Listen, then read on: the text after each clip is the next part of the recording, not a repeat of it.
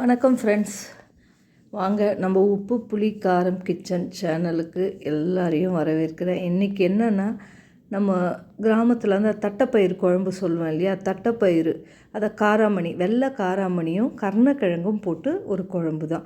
இது ரொம்ப டேஸ்ட்டாக இருக்கும், ஹெல்த்தியும் கூட. இதை எப்படி பண்ணுறதுன்னு பார்க்கலாம். இது மோஸ்ட்லி இதை சாப்ஸ் மாதிரி கல்யாண வீடுகளெல்லாம் வைப்பாங்க, அது வேறு மாதிரி செய்வாங்க. இது இந்த காரக்குழம்பு வச்சாலே காலி ஆகிடும், அந்த மாதிரி இருக்கும், அவ்வளோ டேஸ்ட்டாக இருக்கும். இதுக்கு நான் கருணக்கிழங்கு வெட்டி வச்சுட்டேன், அதே மாதிரி தட்டைப்பயிரும் வேக வச்சு ரெடியாக வச்சுருக்கேன். இப்போ எண்ணெயை ஊற்றிட்டு கடுகு, வெந்தயம், சீரகம் போட்டு தாளிப்பு போட்டுக்கலாம். அது பொரிஞ்சதுக்கப்புறம் வெங்காயம் கருவேப்பிலையும் போட்டு நல்லா வதக்கணும். எண்ணெய் கொஞ்சம் தாராளமாக விட்டுக்கலாம், ஏன்னா எனக்கு அப்போ தான் அந்த காரக்குழம்பு அந்த குழம்போட டேஸ்ட்டே தெரியும் எனக்கு, அதனால் கொஞ்சம் அதிகமாக தான் விடுவேன். இப்போது வெட்டி வச்ச தக்காளியும் சேர்த்துக்கலாம். வெங்காயம் நல்லா வதங்கினதுக்கப்புறம் தக்காளி சேர்த்து நல்லா வதக்கிக்கலாம். தக்காளி கொஞ்சம் காய்வாட்டாக இருக்கிற மாதிரி தெரிஞ்சதுன்னா கொஞ்சம் உப்பு போட்டு மூடினோம்னா நல்லா குழஞ்சி வெந்துடும். அதுக்கு கண்டிப்பாக இந்த மாதிரி குழம்புக்கெல்லாம் வெங்காயம் தக்காளி நல்லா குழைய வேகணும், வெந்தால் தான் அவ்வளோ டேஸ்ட்டு கொடுக்கும். இப்போ இதில் தக்காளி குழஞ்சதுக்கப்புறம் நம்ம வெட்டி வச்ச கருணக்கிழங்கை சேர்த்துக்கலாம். க்யூபாக கருணக்கிழங்கு சின்னதாக சதுரமாக வெட்டி போட்டோம்னா வெந்துடும். இந்த சீசனில் கொஞ்சம் கஷ்டம்தான் வேகிறது, கொஞ்சம் டைம் எடுக்கும், பார்த்து அதுக்கு தக்கன மாதிரி தண்ணி ஊற்றி வேக வச்சுக்கலாம். இப்போது இது நல்லா தக்காளி வேகட்டும். இதெல்லாம் எது கூட வேணாலும் சாப்பிட்லாம். இதில் இருக்கிற காயை பழைய சாத்து கூட வச்சு சாப்பிட்லாம். தோசைக்கு அப்படியே இதை காயும் அந்த காராமணியும் வச்சு சாப்பிட்டு பாருங்கள், ரொம்ப நல்லாயிருக்கும். சாதத்தில் அப்படியே போட்டு பிசைஞ்சு சாப்பிடுங்க, எப்படி வேணாலும் சாப்பிட்லாம். எனக்கு ரொம்ப பிடிச்ச குழம்பு இதெல்லாம். இதே மெத்தடில் நீங்களும் ட்ரை பண்ணி பாருங்கள். இப்போது நல்ல தக்காளி வதங்கிடுச்சு. காயை எடுத்து அலசி போட்டுக்கலாம். நம்ம காயை அலசி போட்டு அதை நல்லா ஒரு திருப்பிட்டு தேவையான உப்பு, மிளகாப்பொடி, மஞ்சப்பொடி போட்டுக்கலாம். அவ்வளோதாங்க இதுக்கு தேவை. உப்பு ஆல்ரெடி கொஞ்சம் தக்காளியில் போட்டிருக்கிறோம், இப்போது எவ்வளோ தேவையோ அதை மட்டும் ஆட் பண்ணிக்கலாம். இந்த காய் கொஞ்சம் டைம் எடுக்கும், அதுக்கேற்ற மாதிரி பார்த்து தண்ணி வச்சுக்கோங்க. இது வெந்ததுக்கப்புறம் நம்ம புளி கொஞ்சம் ஊற வச்சுக்கலாம். ஒரு லெமன் சைஸ் அளவு புளி, மீடியம் சைஸ் ஊற வச்சுக்கலாம். ஆல்ரெடி காராமணி வேக வச்சு ரெடியாக இருக்குது.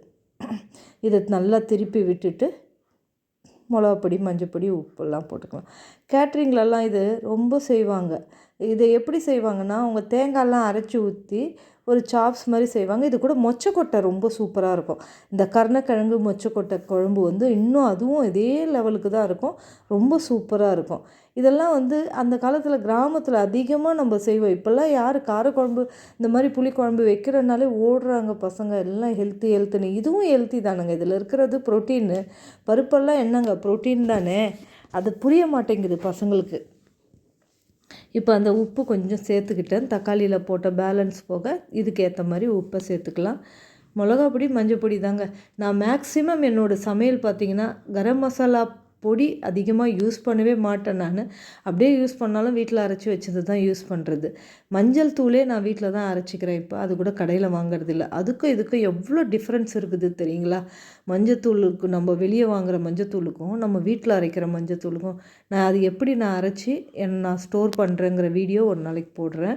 இப்போ இதில் தேவையானது எல்லாமே போட்டாச்சு. கொஞ்சம் பெருங்காயம் தட்டி விட்டுக்கோங்க, ரொம்ப வாசனையாக நல்லாயிருக்கும்.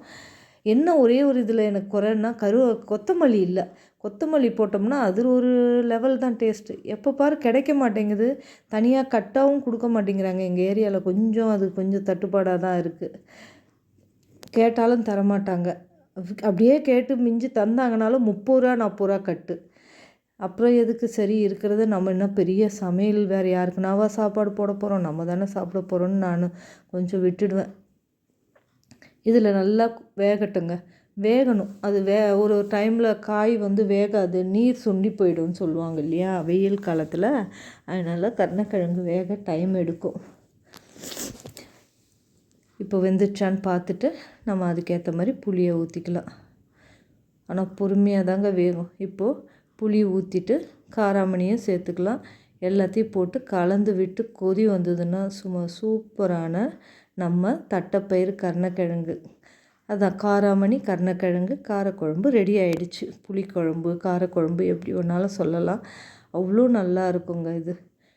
இது நல்லா கொஞ்சம் சுண்டி எண்ணெய் பிரிஞ்சு வர வரைக்கும் பொறுமையாக வெயிட் பண்ணி இறக்கணும்னா, வேறு மண் சட்டியில் வைக்கும்போது அதனோட ருசியும் தனி தான்.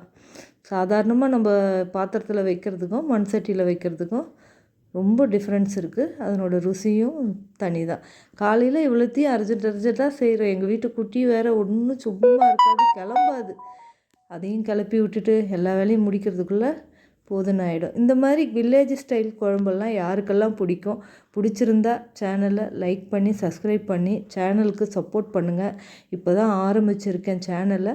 அது கொஞ்சம் வளர்கிறதுக்கு உங்களோட உதவி தேவை. நீங்கள் எல்லோரும் பார்த்து சேனலுக்கு சப்போர்ட் பண்ணி சப்ஸ்கிரைப் பண்ணி லைக் பண்ணுங்கள், கமெண்ட் பண்ணுங்கள். என்ன மிஸ்டேக்னாலும் கமெண்ட் பண்ணுங்கள், நல்லா இருந்ததுனாலும் கமெண்ட் பண்ணுங்கள். அதே மாதிரி நிறைய ரெசிபீஸ், சிம்பிளான ரெசிபீஸு இதில் பார்க்கலாம். நீங்கள் ரொம்ப மெனக்கடல் எதுவும் இருக்காது. அதுக்காக சொல்கிறேன். வெறும் உப்பு புளி மிளகாப்பொடி வச்சே தான் நான் நிறைய ஐட்டம்ஸ் செய்வேன். இனிப்பு ஐட்டம்ஸுன்னு பார்த்திங்கன்னா மேக்ஸிமம் வெல்லம் சர்க்கரை கொஞ்சம் அவாய்ட் பண்ணுற மாதிரி தான் இருக்கும் என்கிட்ட. அந்த மாதிரி தான் செய்கிறேன். இதே மாதிரி பொடி வகைகள் லட்டு இதெல்லாமே செய்வோம். ஒன்று ஒன்றா போடுறேன். இப்போ தான் சேனல் ஆரம்பித்து கொஞ்சம் கொஞ்சமாக எனக்கு பண்ணிகிட்ருக்கேன். இன்னும் எடிட் பண்ணுறதுக்கு அந்த அளவுக்கு வரல. முடிஞ்ச வரைக்கும் இன்னும் சூப்பராக எடிட் பண்ண கற்றுக்கிறேன். உங்களோட சப்போர்ட் இருந்தால் போதும். கண்டிப்பாக நானும் ஒரு நாளைக்கு இதில் ஜெயிப்பேன்னு ஒரு நம்பிக்கை இருக்குது. இப்போ பாருங்கள், குழம்பு சுண்டி வந்து எப்படி இருக்குது பார்த்தீங்களா? இது களியில் ஊற்றி சாப்பிட்டா கூட அவ்வளோ டேஸ்ட்டாக இருக்குங்க. ட்ரை பண்ணி பாருங்கள். பிடிச்சிருந்தால் லைக் பண்ணி கமெண்ட் பண்ணி ஷேர் பண்ணுங்கள். நாளைக்கு இன்னொரு ரெசிபியோடு பார்க்கலாம். தேங்க்யூ.